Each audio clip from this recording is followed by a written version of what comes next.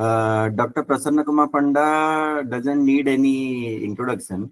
He is a well-renowned figure, at least in India now. And after his last visit to USA, UK, and Europe, he is now a renowned international figure. He is a professor in the Department of General Medicine in AIIMS Rishikesh in the Division of Infectious Disease. He has about more than 15 years of general medicine experience, about more than 100 of the paper, about 1,000 citations. It's a pleasure to learn from him. Over to you, Dr. P.K. Panda. Please go ahead.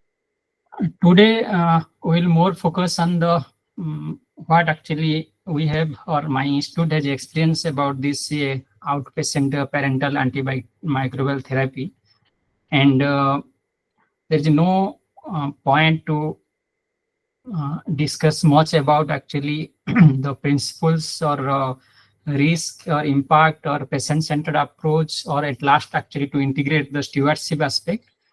And more I will focus on the operational aspect because what we are practicing and what the international standard is there, and what all of us should practice, that we should focus. But to start with the definition, and the definition does not have any major thing except the one basic term. It is hospital in the home service, because the name suggests it is outpatient, and the parenteral antibiotic therapy has to be given. And since this is the standard practice to give in the hospital therapy, but if hospital goes to the home, then it is a HIH, or hospital in the home service therapy. And another part of the definition, it at least more than one dose of antimicrobial or antibiotic to be given on different days. It is not like one dose. Sometimes the clinician gives as a induction therapy for the antibiotic in the clinic also. That will not actually have any known as OPAT. That may be just one dose of antibiotic. So therefore, two things: hospital in the home service, and at least more than one dose. That means more than or equal to 2 doses of parental antibiotic in the home. And few rationale actually behind this. Till now, the guidelines like Infectious Disease Society of America in the 2019 itself actually had released the guidelines of this OPAT, and it is documented, it is safe and feasible and effective. Everyone should practice. But again, that till now it is not been rampant in our developing country like India itself. But the principles of antimicrobial stewardship still lies in the OPAT. It does not mean that the antibiotic we are giving in the home as a parental will avoid the principles of antimicrobial stewardship. And as the target therapy is the main principle of antimicrobial stewardship practices, here also the same, the target therapy goes like in narrow spectrum antimicrobial actually is given. And also the antibiotic choice depends upon the microbiological evidence where it's available, and it goes to the standard duration of therapy as per the evidence-based guidelines. Like suppose the enteric fever, you are giving for the 7 to 14 days of ceftriaxone. So that duration is still will be applicable in this OPAT. And the monitoring or the track in antimicrobial stewardship is the major intervention, because without follow-up or without track, you cannot tell whether whatever the intervention is there in the form of IV to oral switch or any form of antimicrobial stewardship is acting or not. Same also applies to the OPAT as a intervention. Along with in this, since there is a daily monitoring through the telephonic or through the physical follow-up by the nurses, local nurses there. I will go to detail in the later slides. But still, the daily monitoring, what we are doing in our hospital admission or hospital services, and with the under the principle of MSP, that also applies here. And more important is the education to the patient and the provider, all the healthcare workers, about the this antibiotic therapies, what are the indication, what are the side effects, complications, and whether we are doing the giving antibiotic for the right diagnosis, right drug, right dose, what all the elements of antimicrobial stewardship, the 6 basic D's of antimicrobial stewardship practices. That education is given here in this vital OPAT intervention, both to the patient and to the healthcare workers. So therefore, it is, you can tell it is a mass umbrella where the pure educational aspect of antimicrobial stewardship in a single intervention is given.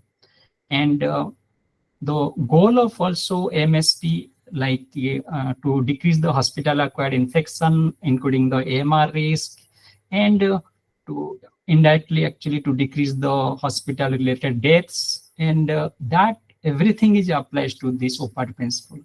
Therefore, just to remember, this OPAT is a low-hanging fruit of MSP, all the interventions. And let's come about the implementation aspect, because that is the major theme of this OPAT, how we should practice this OPAT in our daily practices. They have given a 3 major section under which this implementation to be done. First is the pre-discharge preparation, because we are talking about the patients who will receive the antibiotic in the home with parenteral approach. So therefore, before discharge, there must have some criteria to decide which patients needs these OPAT practices, and therefore there must have some pre-discharge preparation. I will also tell that later in the detail aspect, but pre-discharge preparation is there, that comprises of all these, like the which antibiotic to be given, which type of infection to be given, whether IV cannula or any placement to be done or not, and counseling or education about the drug uses, about their storage, everything has to be trained to the patients. Therefore, it is a pre-discharge preparation. And once you are discharging with OPAT, then daily monitoring actually follow-up to be given. And the latter part is the feedback and the evaluation, because whatever the duration OPAT is given, how the patients and both the healthcare worker there itself in the patient home in the form of family members or the practitioners, including the nurses and the pharmacists who are giving this parenteral therapy. So therefore, the feedback and evaluation is a must in this case, so that in the future we can improvise our OPAT model as a better option for our healthcare settings. And this is the blueprint of operational aspect, where you can see the rationale or the education part is there, and what are the indication which was there in the blue. Does the patient meet OPAT criteria? I will again describe in the later slide.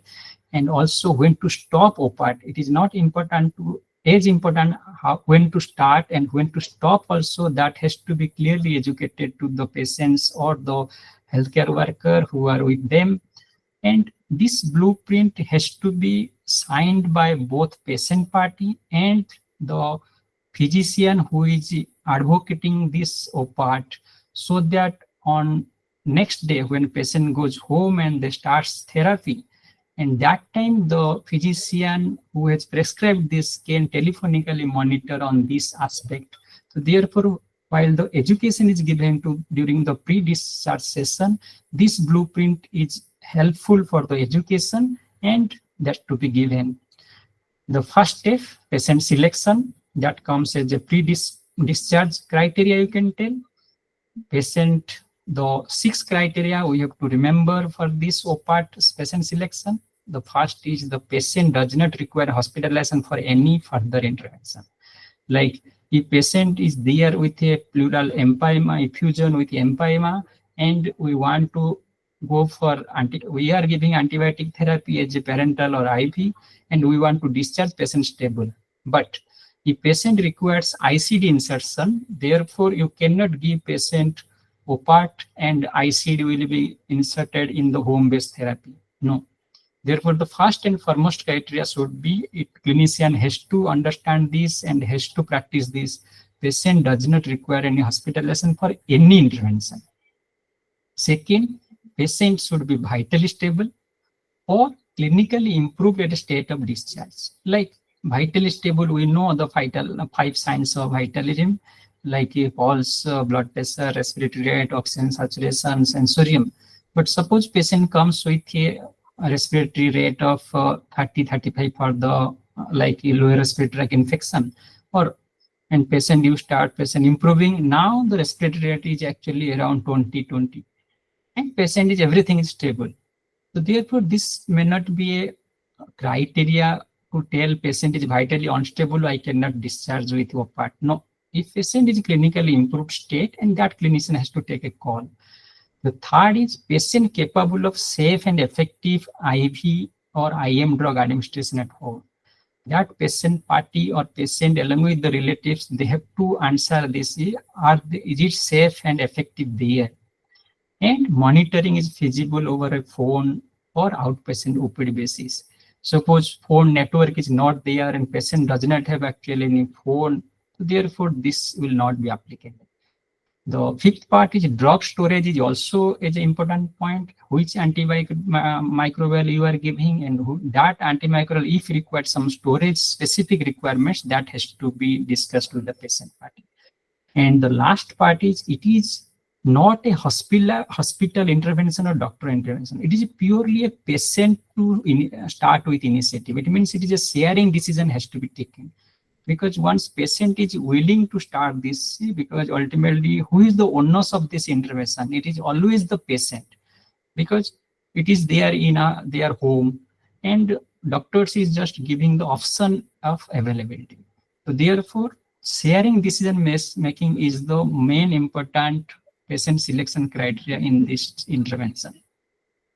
Coming to the most common infection, what we are seeing till now, if you tell me last 2-3 years I am practicing here, our institute is practicing, we have seen the pyelonephritis or complicated urinary tract infection, the most common cause we are seeing, followed by enteric fever, hospital-acquired pneumonia, acute pyogenic meningitis, infective endocarditis, and multiple visceral abscess like liver abscess, spleen abscess, or PID leading to the secondary bacterial peritonitis. Skin and soft tissue infection and the osteomyelitis, which only few cases we are practicing, but this is most commonly practiced in the Western world. Like in the USA of my 3 months visit, their most common cause of OPAT to be practiced is the osteomyelitis, followed by it is just a reverse order what we are seeing in our setup.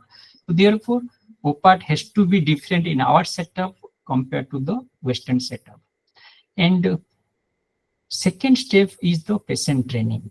Once the doctor, the treating physician decides the patient to be sent for OPAT, then the patient training comes the next important. I want to play this 2 minutes video for all of you actually, what we are practicing here when we are giving education to the patient.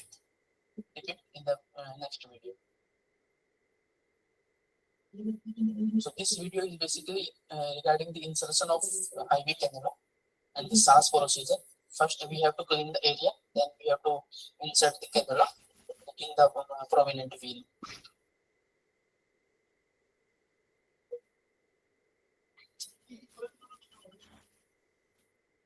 So after inserting the cannula, we have to check whether it is in the vein, blood is coming. In that case, we have to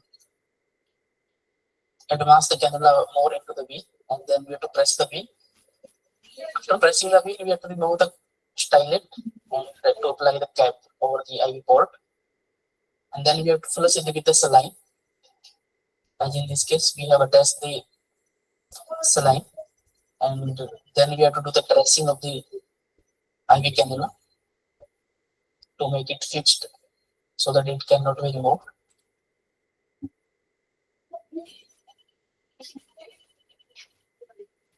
After that, we have to administer the antibiotic. They have to flush it with the 5 ml of saline, as we are doing in this. After flushing it, we have to cover the IV port with the cap, and then we have to clean the area around the IV cannula with the betadine soap. This should be done thrice daily to prevent the infection. Okay. So what you have seen in this video, a small video, it is normal actually the IV cannula procedure, but there is a concept of SARS, SASH. S stands for the saline will go first, then the administrative of the antimicrobial, then actually you will do again saline infuse, and last the heparin. So therefore, this SAH is a standard guidelines procedure we have to follow while actually we are educating the patients.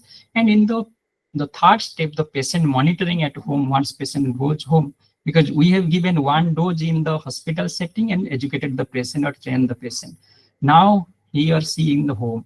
So there, though, we have to monitor a few aspects. The first monitoring part is the which setting patient is going, like patient is going to the own home or the nearby actually clinic the patient wants to give this OPAT, or some nursing, like we in the Indian setup, we have different patient care centers like PSC, or even if the local clinics are there. So there, this setting has to be clearly identified with the patient in the monitoring aspect. Then who is giving this OPAT, whether the family members or the local nurse or the pharmacist, or even in the pharmacy shop itself, whatever is for the availability of the patient, what the patient party is deciding from the beginning, that we have just monitor. The next clinical improvement is there or not. When on the daily basis we are asking the patient, like you are, like what we are doing in the hospital on the daily basis we are monitoring, but in hospital in front of us, but there it is not in front of us. So just virtually we are just telephonically we are monitoring whether are you improved with the symptoms or not, any new symptoms appearance or not, any adverse events during both the related to the drugs or the vascular assays like the IV cannula that actually itself can cause thrombophlebitis, that also monitoring. And all the close daily follow-up we have to document somewhere, so that we can analyze in the future in the better way. So what are the risks we have seen in our Indian setup? Most common, because the catheter is given and every third day or fourth day they are changing the catheter related complication we are seeing like thrombophlebitis. But till now of the 60 cases I have actually in our institute, 2 cases we have seen the catheter related complication is thrombophlebitis. And I think that is also we are seeing in our hospitalization patients. And some unwitnessed adverse drug events may be there, which may be not noticed by the patient party. That is just a negative point for the OPAT, and which we are doing in the hospitalized patient. And we need some robust microbiology infrastructure in the local setting, because suppose we are giving for an infection and we want to do some culture, and that blood culture facility is not available there. Maybe the risk factor is a part of OPAT. And what impact it is on hospital-acquired infection, because this is the major theme on which the OPAT has started, like it decreases significantly the exposure to hospital-acquired pathogens, like more upon the MDROs, because if patient is not hospitalized, it is obvious that the hospital-acquired infection will be less. The second important point in our Indian setup is it frees up the hospital beds, because on one side we are telling our hospital beds are full. If this practices, like even if it is reduces 10 to 20% of hospital beds, then it is a very good actually welcome practice. And also the home and hospital outpatient setting, mainly it is a more often you can tell a freedom for the patient, or you can tell patient the preferences. You can tell patient has his own home, it has a comfort, and it actually patient has everything to do actually more of an aspect in the home. So therefore it is a patient-centric approach, and everyone is welcoming in this. And more important, as I said before, AMR education, both the patient and the patient provider, including the hospital from where it is discharged. These two aspects is greater being benefited to this actually OPAT or hospital in home services. And how to integrate in the MSP audit? Definitely through the MSP meetings or the ID meetings, and with the future, like is a feedback loop with a fishbone diagram. I'll show a diagram actually about last 20 or 40 patients, what we have analyzed all the communication from the physician, like the resident, daily basis they are communicating the patient till patient is on the OPAT in the home. And what is the conversation going on between the doctor resident versus the patient party? Are everything is good or not? That feedback loop has to be analyzed. Then only we can finalize a local setting protocol for OPAT. This is a pure fishbone diagram you may have actually practiced in your quality initiatives. Like, is there any patient-related factors? Is there any healthcare-related factors? Is there any logistic-related factors? Or is there like patient stays in the home, in the social environment is there, environment-related factors, or the some IV cannula or the equipment-related factors are there. So all these factors are there, but majority was there, it is a facilitator rather than barriers. In this fishbone diagram, usually we analyze two aspects, either a facilitator of the program or the barriers. What we have seen till now, majority there are facilitators rather than there are barriers. Future aspect, one aspect I can share this, you can see this image. What you are seeing, this is known as elastometer. This central bulb, like actually, that is the infusion set having the medicines. And this is regularly practiced in the developed country like USA. When I was there, I took this picture. So this elastometer infusion pump, if you are giving for the peripheral inserted line by PICC line, that is practiced there. But in Indian setup, because this is highly costly, they were using around $3,000 for this ball. This is the elastometer ball because it contains the antibiotic and it contains the specific flow, the speed of antibiotic has to be infused. And the peak line also, it has a cost. So probably in the future, we will actually practice this when the economy actually will have. Otherwise, my conclusion for the today topic is OPAT is a very safe, feasible, and effective in Indian setup, even if we are using the peripheral line. And it is a patient-centered, modified hospital in home initiative. It is not like exactly what is practiced in the developed country. They have a infusion center concept because patient will go to the infusion center and infusion center, the healthcare provider will give this infusion on the daily basis. But here we don't have any infusion center. Probably in the future we may, but therefore it is a modified hospital in home initiative. And definitely it is a patient provider shared decision. We have to make it clear from the beginning. And it is a low hanging fruit because it comprises every major aspect of MSP in the education and action also. And the last point is each Indian hospital must start this practice, but as for their own setting context. Like what I am practicing or we are practicing the AIIMS Rishikesh cannot apply it probably to the JIPMOR or to the any South hospital. There may have some different actually aspect. But to start with, we can run this practice, then we can modify it as per our fishbone diagram or the revised policy. With this, I thank the SASPI and the readers, the listeners who are listening wholeheartedly for these OPAT practices. Thank you all.